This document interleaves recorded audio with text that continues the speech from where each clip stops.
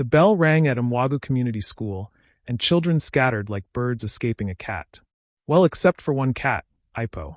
Tall like a mango tree, loud like a generator, and feared like Monday morning math tests. He was the type of boy who walked through the school compound, and children cleared the path like he was Moses parting the Red Sea. Move Jor. I no get time. He barked at two boys who were simply tying their shoelaces. Everybody knew his name. Everybody feared him. Everybody avoided him. Except Ogadi. Not because she was brave. Oh no. Because she was just unfortunate enough to share the same route home as him. Ogadi was small, quiet, and gentle. The kind of girl teachers loved because she caused zero trouble. People said if silence were a person, it would look like her. But Ipo? No. He smelled fear the way goats smell yam. And so, every day after school, Ogadi would do the same thing. She would quietly slip beside one of the teachers, any teacher, and walk home with them to avoid Ipo. Sometimes Mr. Okarik. Sometimes Mrs. MBA. One day she even followed the headmaster himself until her house branched off. It became so normal that teachers would look at her and say, Ogadi, which escort are you using today? And she would whisper, anybody way day go my side a beg. But trouble doesn't like being avoided for long. One hot Wednesday, the teachers stayed behind for a staff meeting. Ogadi froze. No teacher to follow me home, she whispered to herself. She peeked outside the classroom door. There he was.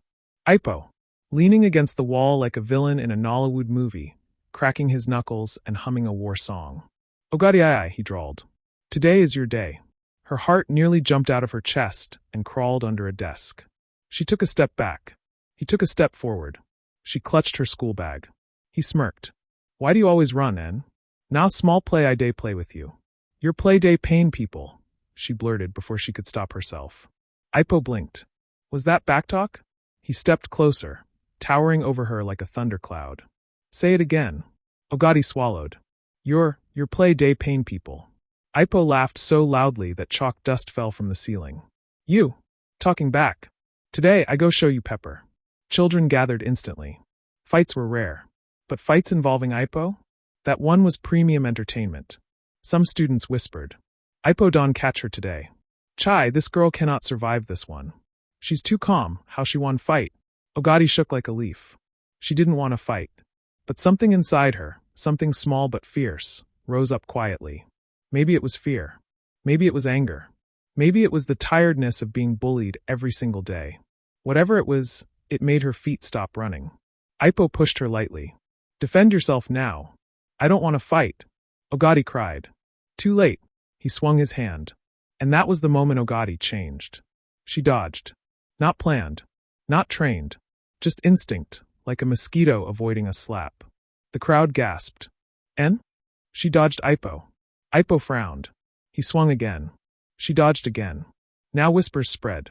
Wait, is she using juju? No. She just day try. Ipo grew irritated. You think this is a game? He rushed at her. And Ogadi did something nobody expected.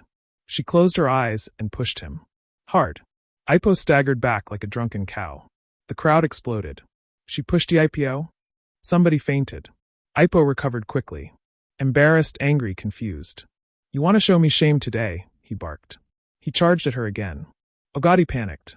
She grabbed the first thing near her, a small plastic water bottle, and flung it. It hit Ipo squarely on the forehead. Palm. Silence. The crowd froze. Ipo blinked. Actually, he swayed. Then, he fell. Flat.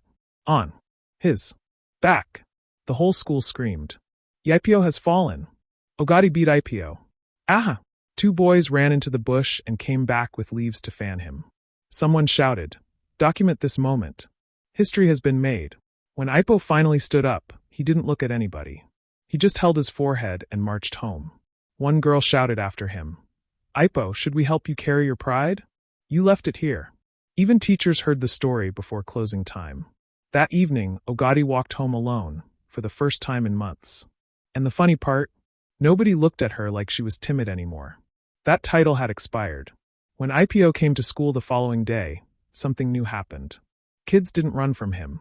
They whispered. They giggled. They pointed. And every time someone mentioned Ogadi's name, he buried his head like a tortoise retreating into its shell. Nobody feared him anymore.